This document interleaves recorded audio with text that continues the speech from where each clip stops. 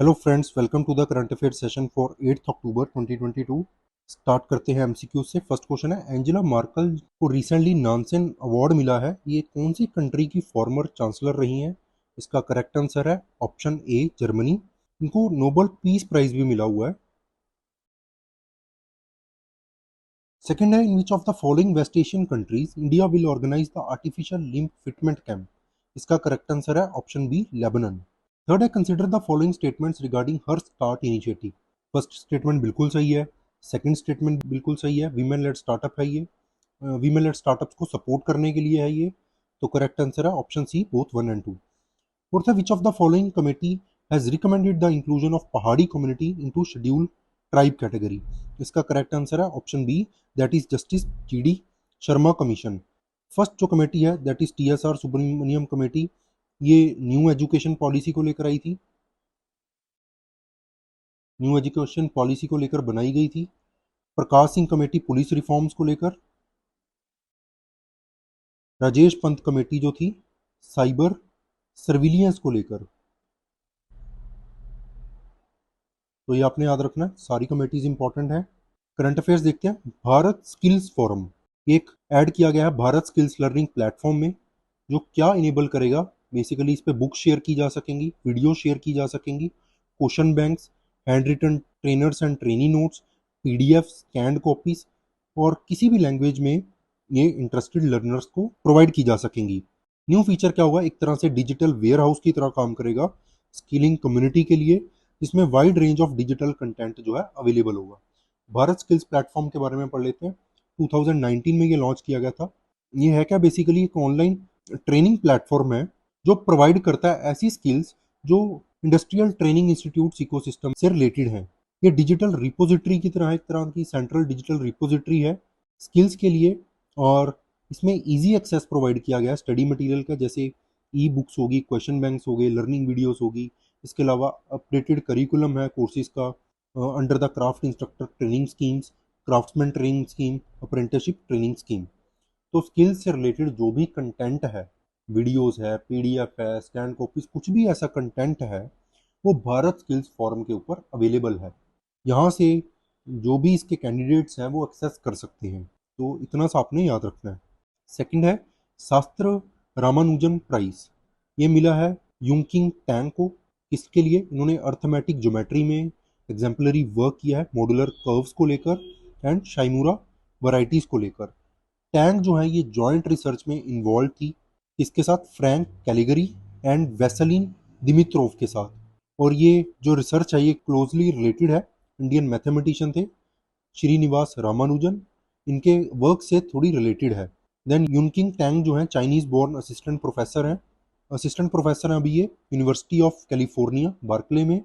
और ये जो प्राइज है इसके बारे में पढ़ लेते हैं। प्रेस्टिजियस अवार्ड है ये। इंस्टीट्यूट कौन देता है इसको? एक इंस्टीट्यूट है Shanmugha art science technology and research academy, that is Sastra. 2005 से ये देता आ रहा है। देन इसमें कैश प्राइज है $10,000। ये आपने याद रखना है कि इसमें कैश प्राइज भी इन्वॉल्व है। देन अवार्ड को रिकॉग्नाइज किया गया कि जो अंडर 32 एज के जो प्रोफेसर्स हैं या मैथमेटिशियंस हैं, उनको ये अवार्ड जो है दिया जाता है। देन बेसिकली किस लिए दिया जाता है कि अगर उन्होंने कुछ ऐसी सिग्निफिकेंट कंट्रीब्यूशन दी है मैथ्स में जो ब्रॉडली इन्फ्लुएंस्ड है श्रीनिवास रामानुजन के काम से। फर्स्ट टाइम जिसको ये अवार्ड मिला था वो थे मंजुल भार्गव एंड कनन सौंदरराजन। तो ये आपने याद रखना है।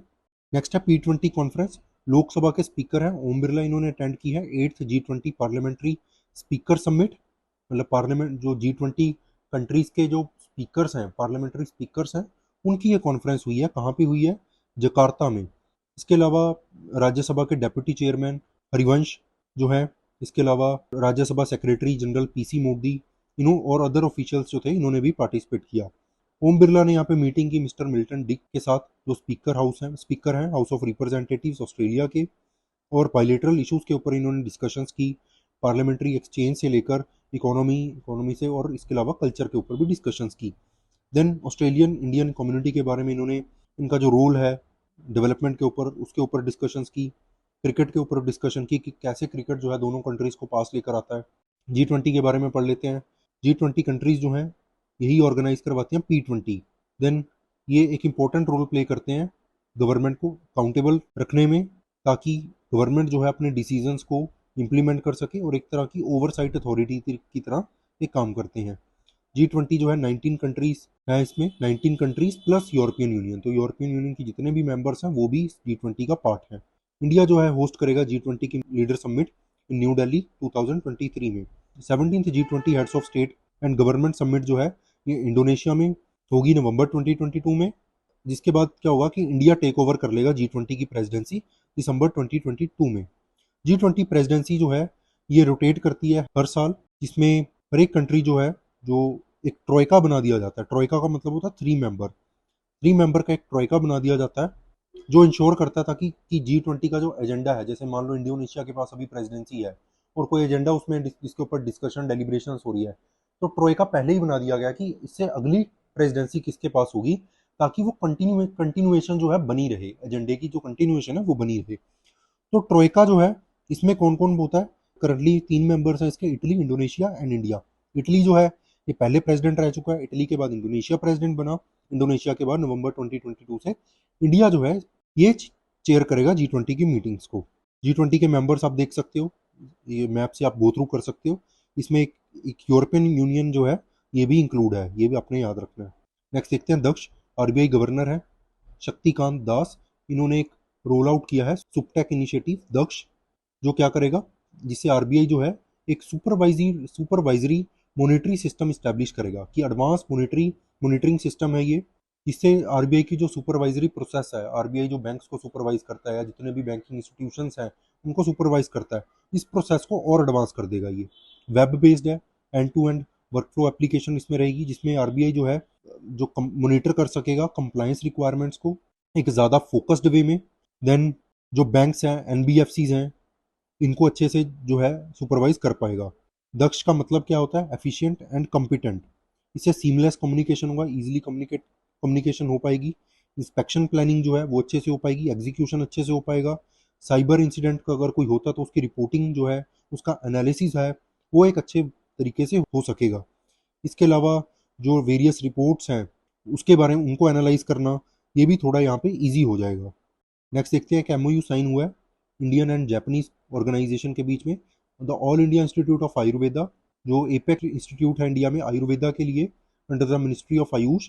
इसके अलावा national institute of advanced industrial science and technology, ये जापानीज इंस्टीट्यूट है। इन दोनों ने एक एमओयू साइन किया है एकेडमिक इस्टेब्लिशमेंट को लेकर। AIST जो जापानीज इंस्टीट्यूशन है, एक रेप्यूटेड इंस्टीट्यूट है ये, and one of the largest public research organisation है जापान में। ये फोकस करता है टेक्नोलॉजीज के ऊपर और इनोवेटिव टेक्नोलॉजीज लेकर आता है, जिससे जो गैप है कि टेक्नोलॉजी बनने तक और उस टेक्नोलॉजी को कमर्शियलाइज करने तक, जो वो गैप है उसको कम करने में ये एक इम्पोर्टेंट रोल प्ले करता है। देन इस एमओयू से क्या हुआ कि all India institute of Ayurveda जो है वो प्रमोट करेगा इंस्टीट्यूट की रिसर्च एक्टिविटी को नेशनल एंड इंटरनेशनल स्टेज पे। दोनों कंट्रीज जो हैं इसमें कोलैबोरेट करेंगी और प्रमोट करेंगी रिसर्च को, कैपेसिटी बिल्डिंग होगी in the field of Indian Ayurvedic system of traditional medicine. Then ये सारी एक्टिविटीज़ जो है इसको कौन सपोर्ट कर रहा है, मिनिस्ट्री ऑफ आयुष। बेसिकली इसमें होगा क्या, इंडियन आयुर्वेदिक की जो रिसर्च है उसको कमर्शियलाइज करना, मार्केट करना, प्रमोट करना, इसमें जापानीज इंस्टीट्यूट की हेल्प ली जाएगी, क्योंकि वो इस चीज़ में एक रेप्यूटेड इंस्टीट्यूट है। नेक्स्ट देखते हैं साइबर जागरूकता दिवस। Indian renewable energy development agency limited जो है इन्होंने ऑब्जर्व किया है साइबर जागरूकता दिवस। इसके लिए साइबर सिक्योरिटी अवेयरनेस बढ़ाने के लिए अपने जितने भी एम्प्लॉयज़ हैं उनके बीच में। साइबर जागरूकता दिवस एक इनिशिएटिव है, कौन सी मिनिस्ट्री के अंडर आता है, मिनिस्ट्री ऑफ होम अफेयर्स के अंडर। इसमें जितने भी गवर्नमेंट ऑर्गेनाइजेशंस है उनको कहा गया कि वो साइबर सिक्योरिटी अवेयरनेस जो है अपने एम्प्लॉयज़ में बढ़ाए, क्योंकि जो क्राइम का जो नेचर है वो डिजिटल टेक्नोलॉजी के बाद या डिजिटल रेवोल्यूशन के बाद वो काफ़ी ज़्यादा बढ़ चुका है। साइबर क्राइम, साइबर फ्रॉड, ये बहुत ज़्यादा बढ़ चुके हैं और ये ऑब्जर्व किया जाता है first Wednesday of every month. इसका पर्पस क्या है इस डे को ऑब्जर्व करने का, कि अवेयरनेस बढ़ाना, इंटरनेट यूज़र को सेंसिटाइज करना, अवेयर करना कि कैसे वो साइबर फ्रॉड और साइबर क्राइम से बच सकते हैं। नेक्स्ट देखते हैं राष्ट्रीय आदर्श वेद विद्यालय। यूनियन एजुकेशन मिनिस्टर हैं धर्मेंद्र प्रधान, इन्होंने इनोग्रेट किया है कंट्री का सेकंड राष्ट्रीय आदर्श वेद विद्यालय। कहाँ पे, पुरी में, that is in Orissa. Objective क्या है कि वेदास की जो नॉलेज है उसको फैलाना लोगों में, संस्कृत लैंग्वेज को प्रमोट करना, क्योंकि वेदास जो है वो वैदिक संस्कृत लैंग्वेज में ही लिखे हुए हैं। देन ये जो है विद्यालय जो है एक हब ऑफ नॉलेज है, कल्चर, साइंस एंड मॉडर्निटी है और काफ़ी टाइम से जो है चलता आ रहा है ये। देन महर्षि सांदीपानी राष्ट्रीय वेद विद्या प्रतिष्ठान, ये फर्स्ट ऐसा स्कूल था मध्य प्रदेश के उज्जैन डिस्ट्रिक्ट में। नेक्स्ट देखते हैं 2029 विंटर ओलंपिक्स जो है ये सऊदी अरेबिया में होंगे। ये जो बिडिंग हुई थी विंटर ओलंपिक्स को होस्ट करने के लिए, बिडिंग किसने जीती है? सऊदी अरेबिया ने। और एशियन गेम्स जो हैं ये एक मेगा सिटी है सऊदी अरेबिया की, वहाँ पे होंगे। $500 बिलियन से ये मेगा सिटी जो है बनाई जाएगी, डेजर्ट रीजन में बनाई जा रही है। और ईयर राउंड यहाँ पे विंटर स्पोर्ट्स कॉम्प्लेक्स जो है बनाया जाएगा। ओलंपिक काउंसिल ऑफ एशिया जो है उन्होंने कहा है कि ये जो डेजर्ट एंड माउंटेन्स जो है सऊदी अरेबिया के, इनको प्ले ग्राउंड में बदला जाएगा विंटर स्पोर्ट्स के लिए। मेगा सिटी का नाम आपने याद रखना नियोम, और ये फर्स्ट वेस्ट एशियन सिटी है जो इस इवेंट को होस्ट करेगी। देन एशियन विंटर गेम्स जो हैं ये कहाँ पे होगी? ट्रोजेना रीजन है जो कहाँ पे पड़ता है? नियोम में। नेक्स्ट है ऑनलाइन गैम्बलिंग और गेम ऑफ चांस जो है वो बैन कर दिए गए हैं तमिलनाडु में। ऑनलाइन गैम्बलिंग जो चल रही है उससे उससे प्रॉब्लम क्या है कि वो गेम ऑफ स्किल नहीं है, वो चांस की गेम है, लक की गेम है। तो ऐसी गेम्स के ऊपर तमिलनाडु गवर्नमेंट ने बैन लगा दिया है। बैन कैसी गेम्स में होंगे? जैसे रमी गेम है, पोकर गेम है, ऐसी गेम्स के ऊपर बैन लगा दिया गया है। और एक ऑर्डिनेंस पास किया गया है इसके लिए। किसने किया है? जो तमिलनाडु के गवर्नर हैं RN रवि। ये लॉ जो है ये इनेक्ट की गई है the recommendation made by a committee. एक कमेटी बिठाई गई थी अंडर फॉर्मर जज ऑफ मद्रास हाई कोर्ट के चंद्रू के अंडर। देन लॉ जो है ये फॉर्मुलेट किया है कब? इससे पहले मद्रास हाई कोर्ट का ऑर्डर आया था जिसमें Tamil Nadu gaming and police laws जो है, police laws act, High Court ने खारिज कर दिया था। जो उस टाइम पे पॉलिटिकल पार्टी थी AIADMK, इनके टाइम पे आया था। कोर्ट ने ब्लैंकेट बैन जो था लगा दिया था उन games of skills fail fall of article 19G of the constitution. It means कि जो ऐसे स्किलफुल गेम्स नहीं है, लक वाली गेम है या बाई चांस वाली गेम है, ऐसी गेम्स के ऊपर कोर्ट ने बैन लगा दिया था। ये कुछ MCQs हैं लास्ट सेशन के, इनको आप अटेम्प्ट कर सकते हो। आपका कोई भी डाउट है आप हमें कमेंट सेक्शन में कमेंट करके पूछ सकते हो। So that's it for today, thank you so much.